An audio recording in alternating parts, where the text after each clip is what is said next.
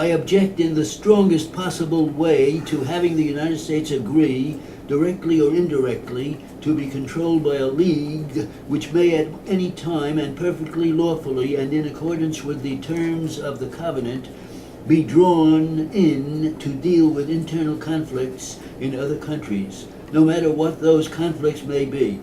We should never permit the United States to be involved in any internal conflict in another country except by the will of her people expressed through the Congress which represents them. Those of us, Mr. President, who are either wholly opposed to the League or who are trying to preserve the independence and the safety of the United States by changing the terms of the League, and who are endeavoring to make the League, if we are to be a member of it, less certain to promote war instead of peace, have been reproached with selfishness in our outlook and with a desire to keep our country in a state of isolation so far as the question of isolation goes. It is impossible to isolate the United States. I well remember the time 20 years ago when eminent senators and other distinguished policemen or gentlemen who were opposing the Philippines and shrieking about imperialism sneered at the statement made by some of us that the United States had become a world power. I think no one now would question that the Spanish War marked the entrance of the United States into the world affairs to a degree which had never obtained before.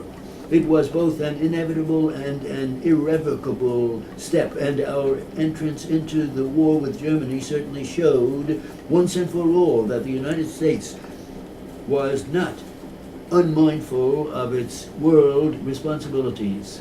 We may set aside all this empty talk about isolation. Nobody expects to isolate the United States or to make it a hermit nation, which is a sheer absurdity. But there is a wide difference between taking a suitable part and bearing a due responsibility in world affairs and plunging the United States into every controversy and conflict on the face of the globe. By meddling in all the differences which may arise among any portions or fragments of humankind, we simply fritter away our influence and injure ourselves to no good purpose. We shall be of far more value to the world and its peace by occupying, so far as possible, the situation which we have occupied for the last 20 years, and by adhering to the policy of Washington and Hamilton, of Jefferson and Monroe, under which we have risen to our present guarantees and greatness and prosperity. It has been reiterated here on this floor and reiterated to the point of weariness that every treaty there is has some sacrifice of sovereignty. That is not a universal truth by any means, but it is true of some treatises, and it is a platitude which does not require reiteration. The question, and the only question before us here, is how much of our sovereignty we are likely to sacrifice. In what I have already said about other nations putting us into war, I have covered one point of sovereignty which ought never to be yielded: the power to send American soldiers and sailors everywhere, which ought never to be taken from the American people or impaired in the slightest degree. Let us beware how we palter with our independence. Contrast the United States with any country on the face of the earth today, and ask yourself whether the situation of the United States is not the best to be found. I will go as far as anyone in world service, but the first step to world service is the maintenance of the United States. You may call me selfish, if you will, conservative or reactionary, or use any other harsh adjective you see fit to apply, but an American I was born, an American I have remained all my life. I can never be anything else but an American, and I must think of the United States first.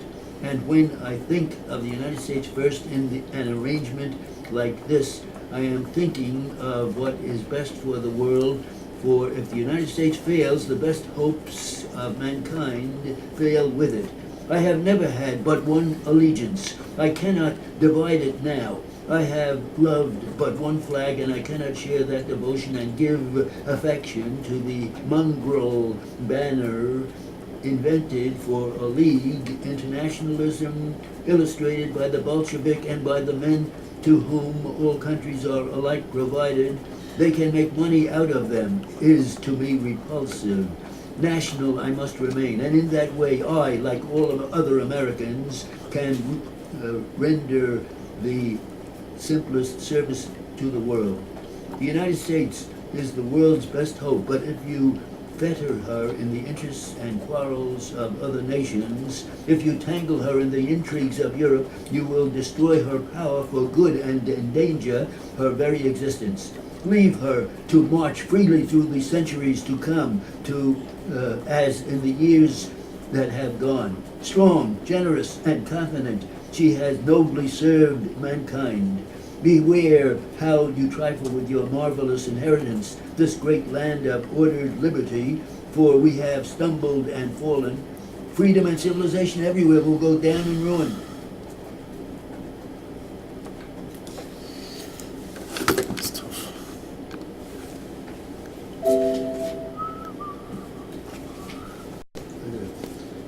Tough.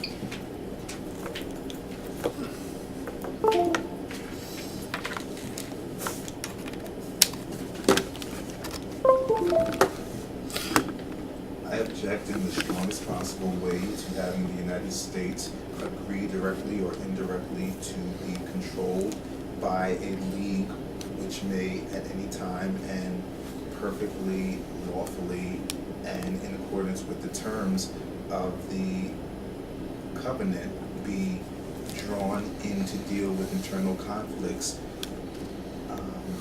in other countries, no matter what those conflicts may be.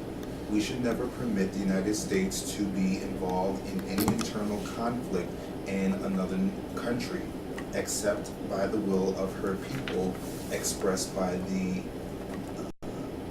Congress, which represented them. Those of Expressed through the Congress, which represents them. Oh, okay. Which represents them. Those of us, Mr. President, who are either wholly opposed to the league or who try to go, Who are trying to preserve the independence and the safety of the United States by changing the terms of the league, and who are endeavoring to make the league